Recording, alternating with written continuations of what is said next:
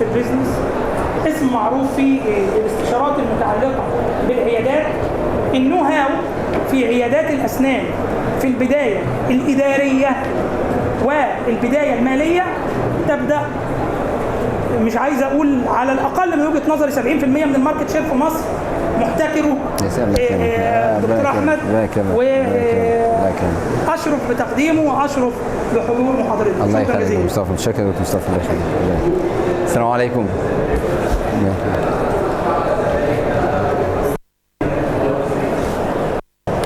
ممكن نعمل بس السلايد شو.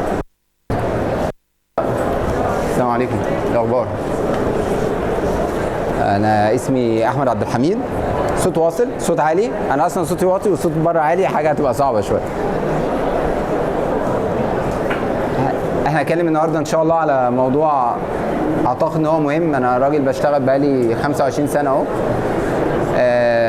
شفت عيادات نجحت وعيادات وقعت بسبب الموضوع ده، والموضوع ده لو شلنا منه التيرمز الطبيه اعتقد هيفيدكم في حياتكم كمان. يعني هو موضوع مهم جدا. الكوميونيكيشنز، التواصل كتير وانت تتكلم مع حد كده، تعب بتتكلم تشرح برضه صوت، مشكله والله.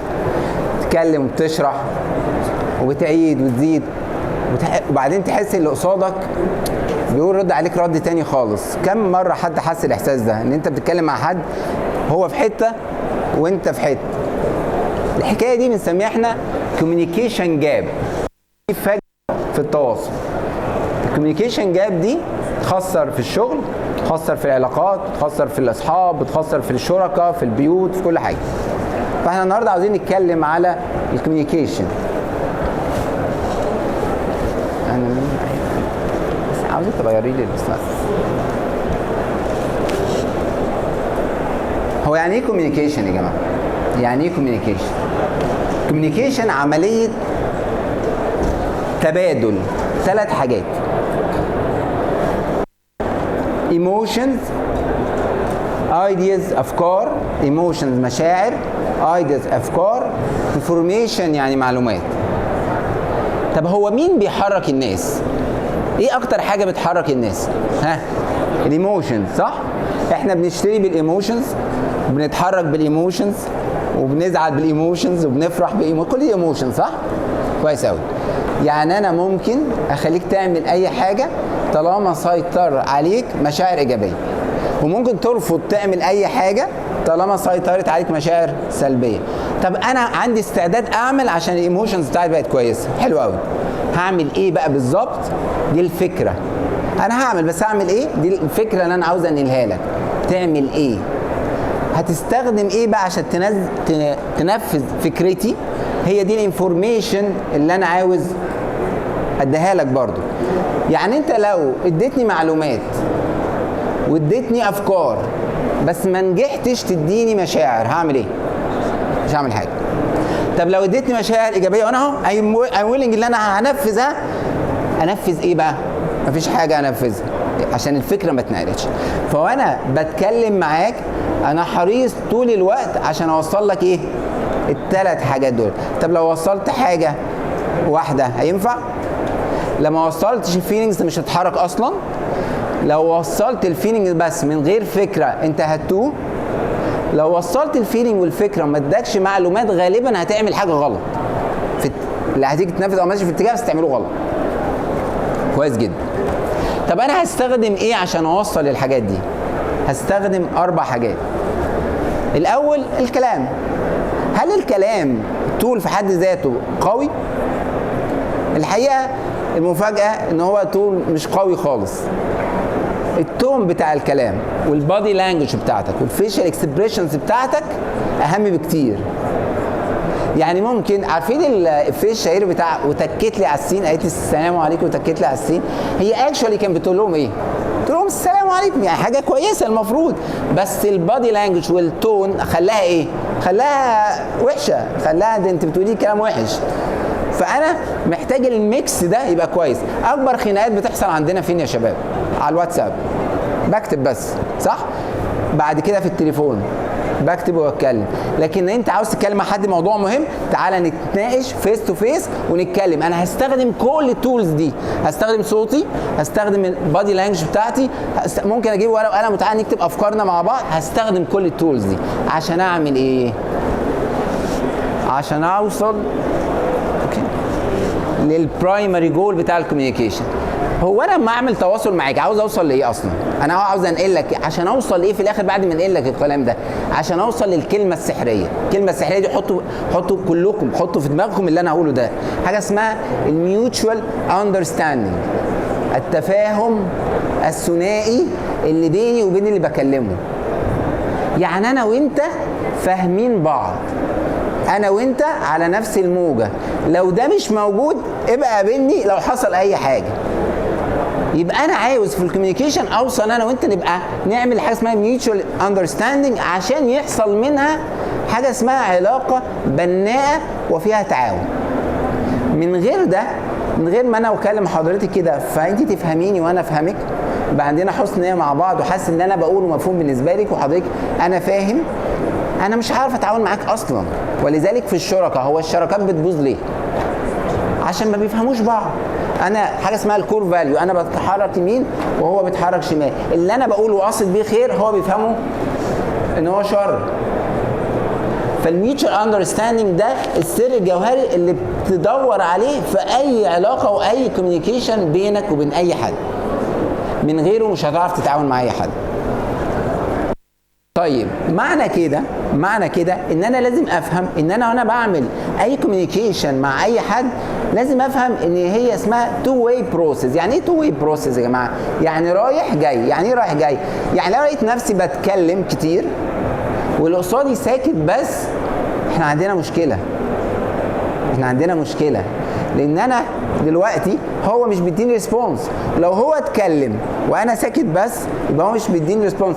حاجه كده على الماشي بسرعه في الجواز وفي الخطوبه، لما تروحوا تخطبوا تلاقي انت عمال تتكلم وهي بتسمعك، او بعد شويه تتجوزوا وتبدا هي تتكلم يحصل ايه ده مين دي؟ انا مش عارفها، او العكس. فانت محتاج حاجه اسمها ريسبونسفنس، الاستجابه تبقى ميوتشوال برضو رايحه جايه، عشان كده هي تو واي. طب ايه تاني؟ حاجه مهمه جدا، حاجه اسمها الفيدباك. يعني ايه فيدباك لوب؟ ممكن تقول لي انت فهمت من كلامي ايه؟ اتحداك ان انت بعد اي كونفرزيشن مع اي حد بعد ما تخلص تقول له ممكن تفهمني انت فهمت ايه؟ اتحداك لو قال لك اللي انت قصده بالظبط.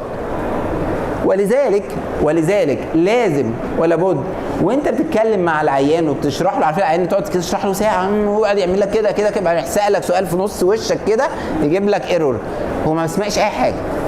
انت محتاج تعرف انت فهمت مني ايه كويس، لان انت لو قلتني ان انا الكلام تاني وطلع زي اللي انا فاهمه، احنا دلوقتي ايه وصلنا لايه؟ mutual understanding.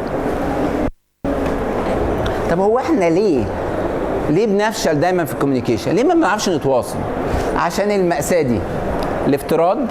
انت بتفترض من غير ما تتأكد ان اللي انت قلته الشخص واللي موجود في دماغك، الشخص اللي انت سمعك هو ايه؟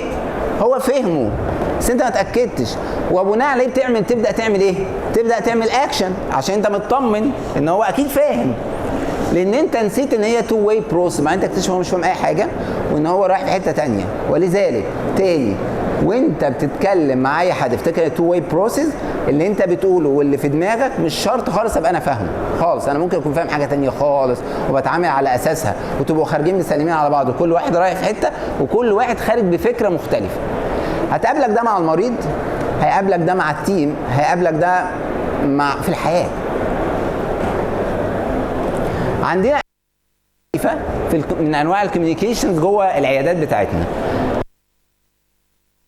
حضرتك بيبقى عندك الله، ايه ده الصوت كده هادي فجاه. عندك كوميونيكيشن مع المريض، عندك نيرسز واسيستنتس اللي عندك، كوميونيكيشن مع الريسبشنست والفرونت ديسك، وده واحد من اصعب انواع الكوميونيكيشنز. عندك كوميونيكيشن مع دكاتره زمايلك معاك في العياده. طيب وعندك مع اللاب، مع الراديولوجي سنترز، عندك مع شركات الخامات، عندك مع الجهات الحكوميه والحاجات اللي زي ده. وعندك حاجه مهمه جدا جدا لازم تتعلمها، كوميونيكيشن، عندك تواصل مع نفسك. انت بتكلم نفسك ازاي؟ 90% 100% من نجاحك وفشلك انت بتكلم نفسك ازاي. بتتكلم ازاي مع نفسك وانت ناجح، وبتتكلم مع نفسك ازاي وانت فاشل، وبتتكلم مع نفسك ازاي في الظروف الصعبه. بتقول ايه؟ كل الناس اللي جالها مشاكل كانت مشكلتها في هنتكلم ان شاء الله بسرعه في الحاجات دي. مهمين جدا عشان مش هقدر اعمل كل الكلام ده. على البيشنس، على التيم، وعلى نفسنا. اوكي نبدا. اول حاجه البيشنس. هبدا في كل حاجه من الثلاثه، هبدا بحاجه اسمها طبيعه العلاقه. ايه طبيعه العلاقه اللي المفروض تبقى بيني وبين المريض بتاعي؟ هشرح لكم حاجه كده في علم النفس بسيطه كده. بيقول لك ان الانسان بيبقى مسيطر عليه حاله من ثلاثه، لا اما بيبقى بيرنت، لا اما بيبقى ادلت، لا اما بيبقى تشايلد. يعني ايه؟ لما تروح المصيف اكيد مش هروح انا بالبدله والكرافات واقعد على الايه، على البلاج، ولا اروح البس شورت وتيشيرت صح كده وانزل اعوم. لو رحت بالمنظر ده على البلاج يبقى يقولوا عليا ايه؟ راجل حاجه مش مظبوطه. ليه؟ يبقى انت في الموقف ده بتطلع الطفل اللي جواك، صح كده؟ كويس قوي. طيب لو انا قاعد مع بنتي ولا مع شاب صغير وبتكلم معاه، انا بكلمه دلوقتي من منطلق ان انا زي والده، فبطلع البيرنتنج اللي جوايا. طيب لو انا بتكلم مع واحد صاحبي، واحد ند بند، بكلمه ادلت تو ادلت. انا بقى وانا بتكلم مع المريض المفروض اكلمه ايه؟ ادلت تو ادلت، ولا تشايلد تو تشايلد، ولا بيرنت؟ اكلمه ازاي؟ العلاقه لازم تكون بيرنت تو تشايلد. ليه لازم تكون كده؟ ليه لازم تكون بيرنت تو تشايلد؟ اولا تعالى نعرف هو ليه المريض بالنسبه لنا تشايلد. عشان هو مش عارف حاجه. هو عارف حاجه؟ الاطفال عارفين حاجه؟ هو مش عارف حاجه، هو جاي لك فاهم مش عارف حاجه وبيلجأ لك. حاجه الثانيه، انت مسؤول عنه ولا مش مسؤول عنه؟ مسؤول عنه. هيدبدب في الارض وعاوز يحط صباعه في الكهرباء ويقول لك سيبنا نحط صباعي في الكهرباء، بيحصل ولا مش بيحصل؟ بيحصل. لو انت تعاملت معاه ان هو راجل ناضج، هيجي لك ايه؟ هيجي لك تخلف. انت هتحس ايه الاهبل ده، في ايه اللي بيحصل ده؟ الحل الوحيد اللي بيصبرك على ان انت تتحمل السلوك ده من الاطفال ان هو ايه؟ ان هو طفل. وهو فعلا البيشنت كده طفل، هو مش عارف. وانت بما انك شفته طفل، فانت كل الكلام اللي من وجهه نظرك ان هو مش منطقي وعبيط وبيضر نفسه وايه مش شايف ازاي، هتتفهم ان ده نتيجه عدم الايه؟ عدم المعرفه. هو ما درسش زيك. طيب بما اني انا البيرنت وهو التشايلد، لو انا قررت، وده بيحصل كتير ميستيك كبيره، ان انا ارفعه يبقى ادلت واكلمه راجل لراجل. عارف انا كده اكلمك راجل لراجل، يبقى مين اللي اترفع؟ انا رفعته. ومين اللي نزل يا جماعه؟ انا كطبيب نزلت من مكانه البيرنت لان انا خليته ادلت، وبقينا ند بند. ودي مشكله كبيره مش لازم تحصل في الكوميونيكيشن اللي بيني وبين مين؟ بيني وبين العيان. طب حلو قوي. ولذلك بما اني انا البيرنت كطبيب، فانا لازم اكون كايند. كويس قوي. فير. صح؟ مش الاب يبقى لطيف وطيب بس في نفس الوقت في مرحله ما لازم ابقى فير عشان ما اضركش. كويس قوي. understanding. متفاهم ان انت هتقول كلام عبيط ومش فاهم، انت عادي، ما انت مش عارف، وهسامحك عادي. هتغلط ومش هتاخد الدواء شويه وهتتاخر مره عادي، هسامحك عشان عارف ان انت ايه؟ تشايلد. عادي. ده عادي. لما بتعرفوا ده يا جماعه الاحساس بتاع هما بيعملوا كده ليه؟ عارف اللي هو انت بتعمل كده، ونبقى قاعدين دايما ايه؟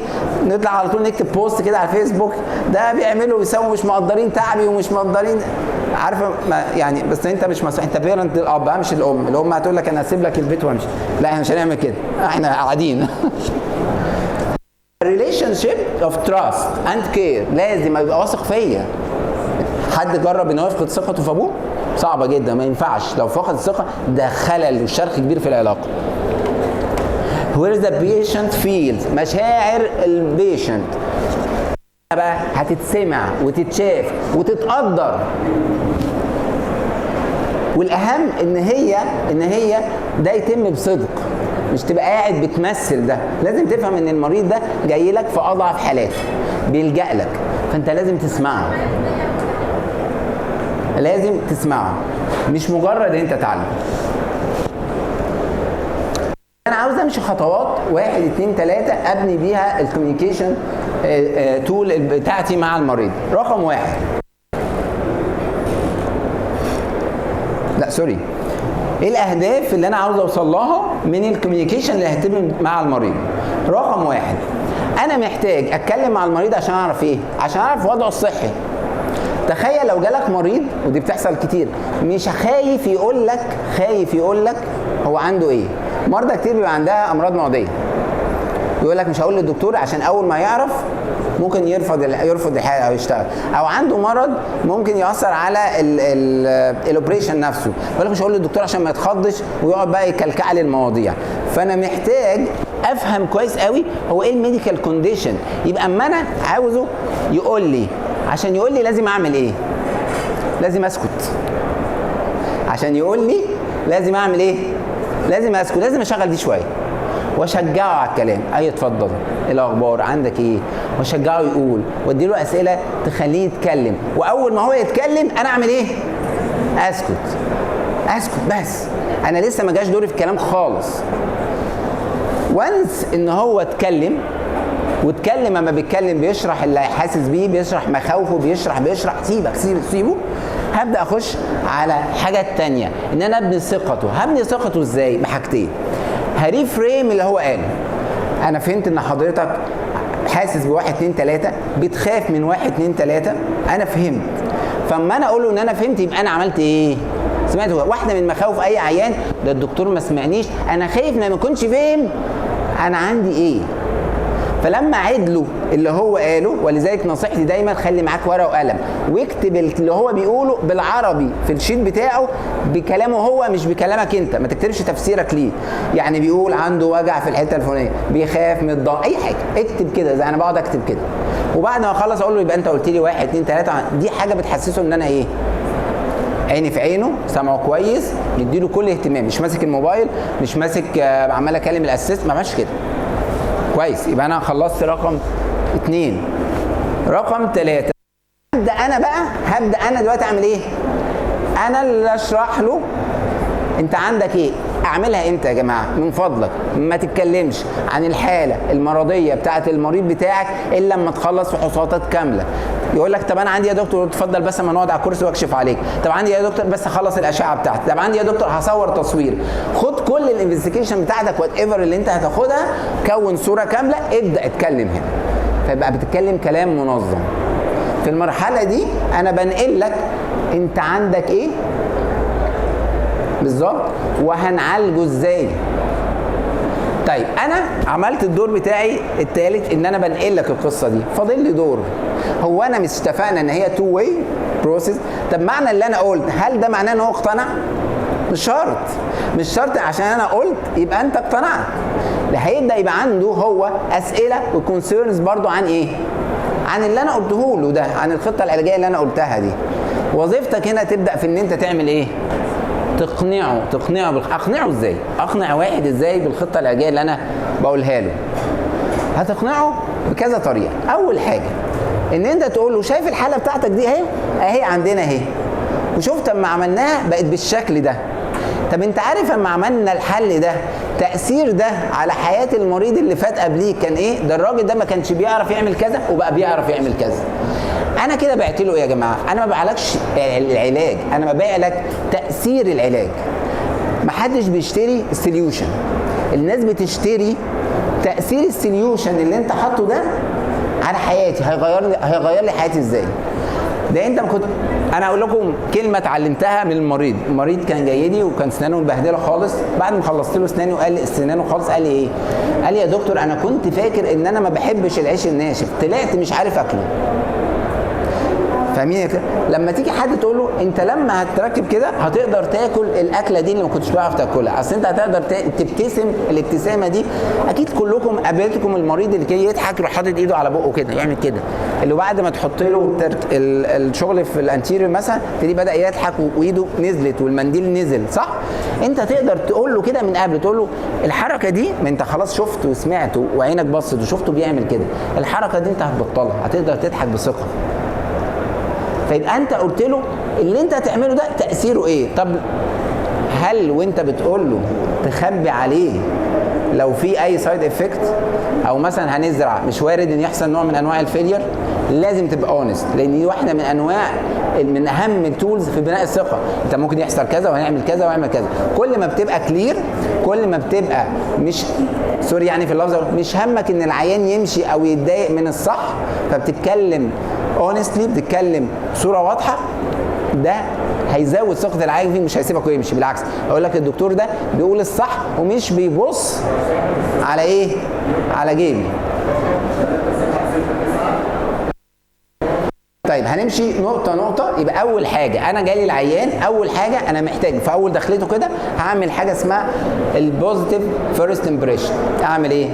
أبتسم ابتسامة لطيفة، أعرفه على نفسي. أيوه أنا دكتور أحمد عبد الحميد. كان مع دكتور حسين الشيخ عندي ماسك القرص، وكان بيعمل حاجة كنت زمان بستغربها بس هي ايفيدنس بيز حقيقة يعني. كان يقول لي أنا دكتور حسين الشيخ، أنا معايا ماجستير من بريطانيا كذا كذا، بدرس في الكلية الفلانية. هو بيعمل ايه دلوقتي؟ بيقول له انا مين، خبراتي ايه.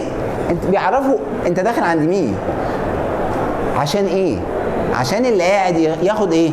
ياخد ثقه. يقول له اهلا وسهلا نورتنا. يبقى انا كده اديتك بوزيتيف امبريشن في الاول. طيب بعد كده هسمع كويس. اتفقنا؟ هسمع كويس.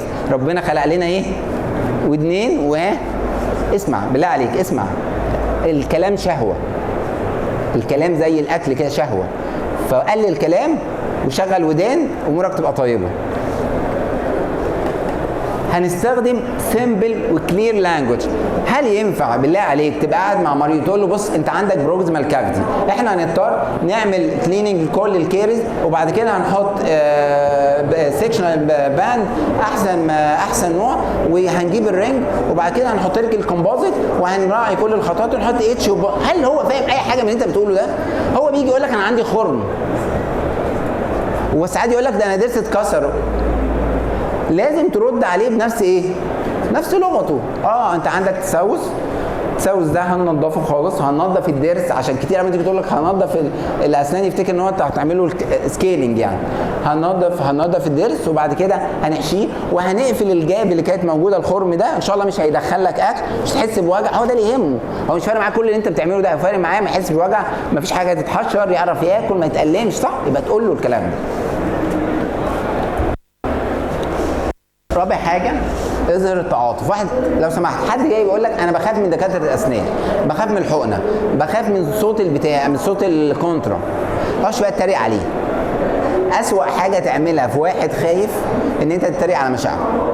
خلي بالك هو مش هيقول لك انت بتتريق عليا يا دكتور، مش هيعمل كده، بس انترنال هيحس ان انت مش معاه في نفس التيم.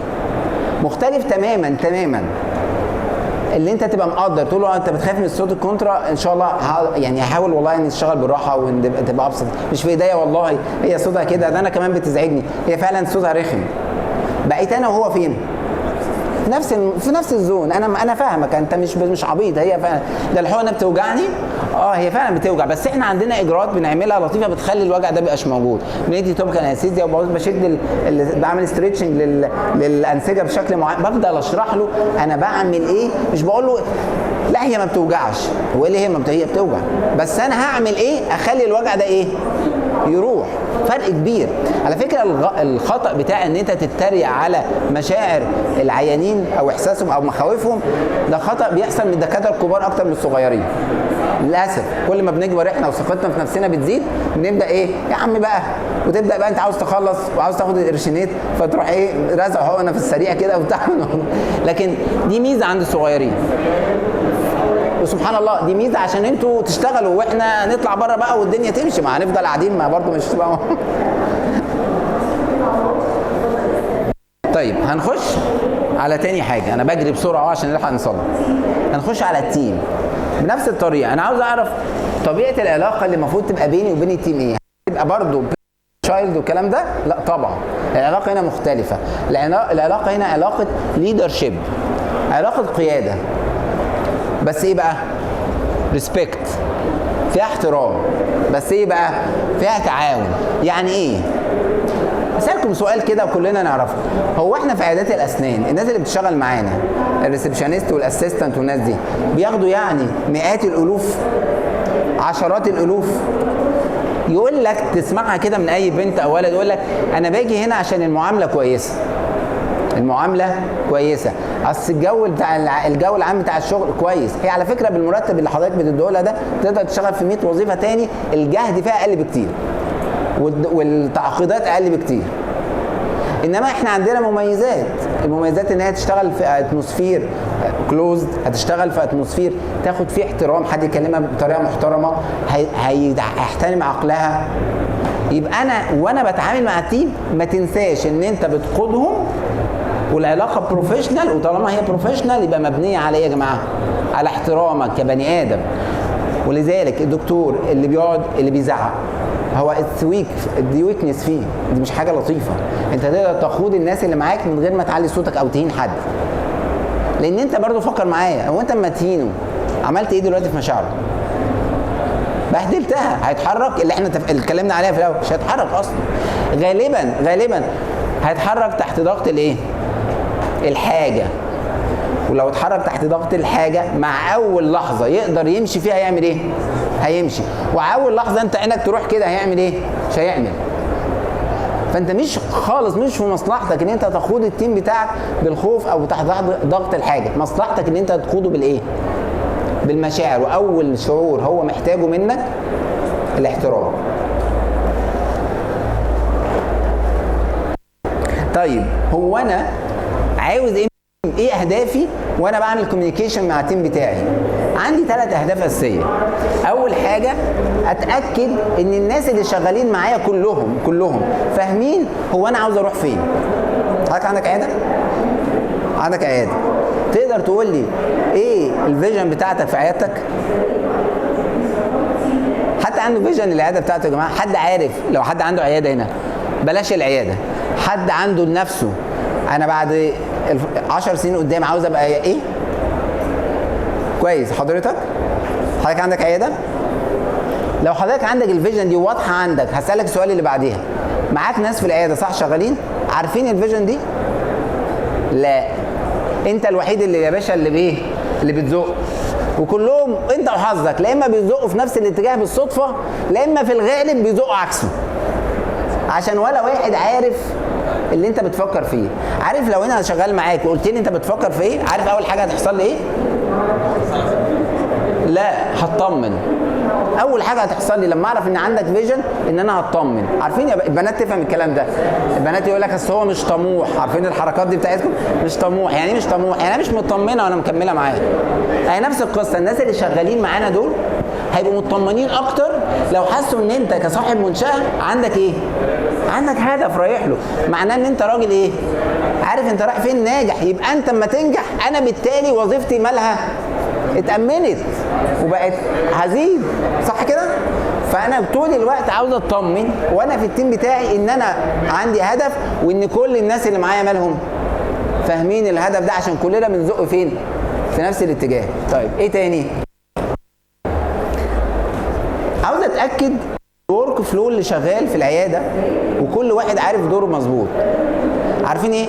اصل انا سبت لها الحاجات وما عملتهاش، اصل مش عارف مين ما ردش على بتاع، اصل هو اللي موجود ياكد وانا مش. دي اسمها ان مفيش رول كلاريتي، مش معروف مين يعمل ايه، ومفيش ورك فلو في العياده واضح. يعني ايه ورك فلو يا جماعه؟ يعني التاسك ده بيتم ب4 ستيب، 1 2 3 4، واحد دي بيعملها فلان، 2 بيعملها فلان، بيخلصها يديها 3 اللي يعملها فلان. كلنا عارفين ده، وكلنا عارفين مين بيسلم ايه لمين وامتى وازاي، كلنا. فانا طول الوقت عاوز اطمن ان الناس فاهمه الورك فلو وفاهمه مين بيعمل ايه. طول الوقت انا عاوز ده هدفي اصلا من التواصل مع التيم بتاعي. طيب ان انا طول الوقت عاوز اعمله موتيفيشن. فاكرين تاني ايه اللي بيحرك الناس؟ ايموشنز. والله ما هتحركوا حد، لا اولادكم ولا اهلكم ولا اصحابكم ولا اللي بيشتغلوا معاكم لو ما عرفتش تديله طول الوقت موتيفيشن.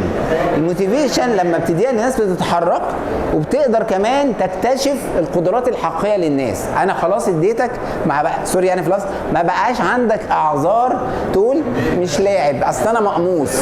انا مش مقموص دلوقتي، انا دلوقتي زي الفل. فهيبان ايه؟ هيبان الشاطر مين اللي اخره كده. فاهمين يا شباب انا قصدي ايه؟ الناس اللي قدراتها محدوده تحب قوي تبقى موجوده في اتموسفير في خناقه. ليه؟ بقى عندي شماعه، اصلها قالت لي مش عارف ايه، اصل هو زعق لي، اصل هم بيعملوا كذا، اصل هم بيسووا كذا. لكن وانس ان الاتموسفير بقى كله فيه موتيفيشن، الناس المفروض كلها يحصل لها ايه؟ تنطلق، صح؟ فتبان القدرات الحقيقيه. تقدر انت كراجل مانجر تعمل ايه؟ انت ده كويس، ده اخره كده، فما يناسبناش، لان العلاقه اصلا علاقه ايه؟ بروفيشنال. يعني ايه بروفيشنال؟ يعني انت محترم وكويس وطيب وزي الفل، بس انت مش شاطر، فانا هحتفظ بعلاقتي بيك بس بره الشغل. انا في الشغل محتاج ناس ايه؟ ان خير من استاجرت القوي الامين. تفسير كلمه القوي الماهر في عمله. يعني انت مش محتاج واحد مؤدب بس ولا شاطر بس، لا يا عم انا عاوز الاثنين. انا مش همشي برجل مع عرجه، انا عاوز الاثنين. فلو انا اكتشفت ان انت مؤدب بس مش شاطر، انا هدور على الشاطر المؤدب، ولو كيفش انت شاطر ومش مؤدب هدور برضو على الشاطر المؤدب. وده فايده الموتيفيشن، هتظهر لك دي. يلا. طب اعمل كده ازاي مع التيم بتاعي؟ اول حاجه في حاجه اسمها الاس او بي او الستاندرد اوبريشنال بروتوكول، اللي انا كنت لسه قايل لكم عليها. محدد كل تاسك ايه التاسكات كل واحد يا جماعه عنده عياده، ما اعرفش مين عنده ومين ما عندوش هنا، لازم يروح يقعد كده ويكتب هي ايه التاسكات اللي انا عندي في العياده. يعني مثلا الرد على التليفون ده تاسك، حجز الميعاد ده تاسك، تحضير الادوات ده تاسك، كل دي اسمها تاسكات.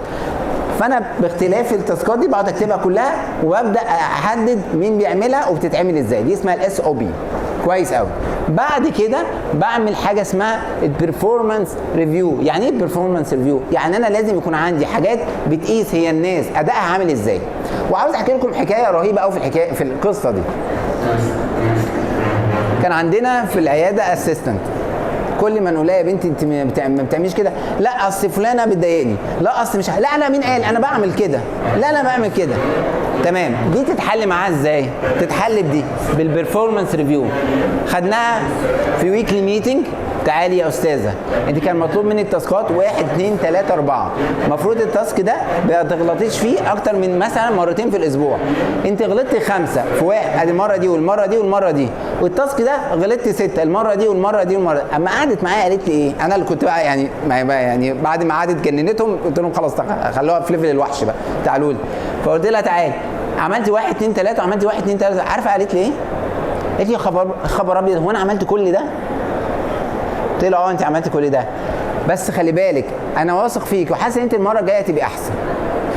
الاسبوع اللي بعديه جبناها، انت كنت عملت 6 اخطاء بقوا 3. احنا لسه ما وصلناش للمعدل اللي احنا عاوزينه، بس انت ايه؟ تتحسني، برافو. بعد شهرين فضلنا على 3، اعتذرنا لها. هل انا كان عندي اي مشاكل قلبيه او نفسيه ان انا كده ظلمتها، اصل قطعت عيشها؟ الكلام اللي هو مفيش اصلا، ده كلام غلط حتى مع ربنا، ما ينفعش تقول الكلمه دي، محدش يقطع عيش حد. انما هي وهي ماشيه مش متضايقه. ليه؟ لان احنا معانا الكلام كله وانا ماشيه مش متضايق. المفاجاه ان هي بتجي لنا لغايه دلوقتي تسلم علينا والدنيا ماشيه. خلاص احنا اتفقنا ان احنا مش مناسبين. انت حلوه وزي الفل واحنا كويسين ان شاء الله، بس احنا ايه؟ مش مناسبين. اخر حاجه نختم بيها المحاضره وانا بعتبرها ان هي اهم حاجه، نفسك. نقرا السلايد دي كويس.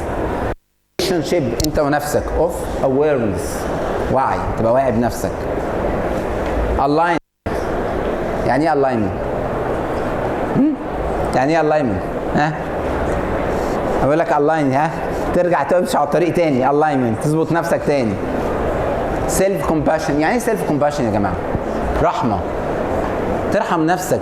احنا انا اقول لكم حاجه ما ينفعش الواحد يقولها، شبابي يعني لما كنت صغير يعني قعدت كتير من الناس اللي بيجلدوا ذاتهم.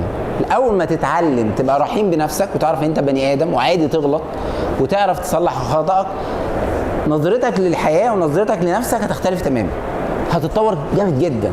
لان انت مش هتقف كتير عند اخطائك، انت هتبص عليها تتعلم منها ويلا نصلح. انما لو بقيت فريز في الحته دي وعمال تك تك تك تك مش هتحرك في حاجه. ولذلك في مصطلح اسمه جلد الذات، كل الناس ما تحبوش في مصطلح حلو ربنا استخدمه اسمه النفس اللوامه، ده مصطلح جميل جدا. طب هو ايه الفرق بينهم؟ جلد الذات تفريز يو، تخليك دايما واقف كده، تخليك دايما ما بتتحركش. انما النفس اللوامه لا، النفس اللوامه تبص على نفسك، انا غلطت، نستغفر، يلا نشوف الصح ونعمله. فرق. ولذلك انت بتقود نفسك داخليا قبل ما تروح تقود اي حد تاني. اولا انا مش عارف اقود نفسي واكنترول نفسي، اكنترول الناس ده ازاي؟ ده ما يجيش صح. طيب ايه اهدافي في علاقتي مع نفسي؟ رقم 1 stay emotionally resilient. يعني ايه يا جماعه الكلام ده؟ تسمعوا عن حاجه كده يقول لك السلام النفسي، يبقى عندك سلام نفسي. لا انا عاوزك تبقى عندك حاجه انا بشوفها اهم، يبقى عندك مرونه نفسيه. وانت ماشي في الحياه كلها وردي، ده انت هيجي لك حاجات بص خد مني راجل عجوز فظيعه. لو ما عندكش المرونه النفسيه اللي تخليك تأوفركم المشاكل وتأوفركم النجاحات، عشان ما تقعدش تقع في نجاح كبير وتفضل ثابت عليه وتفتكر نفسك حاجه وتكتشف ان كل الناس بقت تتحرك وانت لسه قاعد واهم نفسك فين؟ في النجاح ده. فهما الاثنين مرعبين جدا والاثنين فتن، المشاكل والنجاح، فتخلي بالك. ولذلك ده اسمها ايموشن ريزيلينت. انا عادي، يلا جالي نجاح الحمد لله هفرح بس هتحرك بعديه. جالي مشكله تمام هزعل شويه، اسمح نفسك تزعل عادي، ما احنا بني ادمين، ما نزعل ونعيط شويه، عيطوا عادي مش مشكله، وبعد شويه نعمل ايه؟ نتحرك برضه. اهم حاجه تتحرك. ربنا خلق الكون بيتحرك، او الناس بتثبت لما بتموت. الموت يعني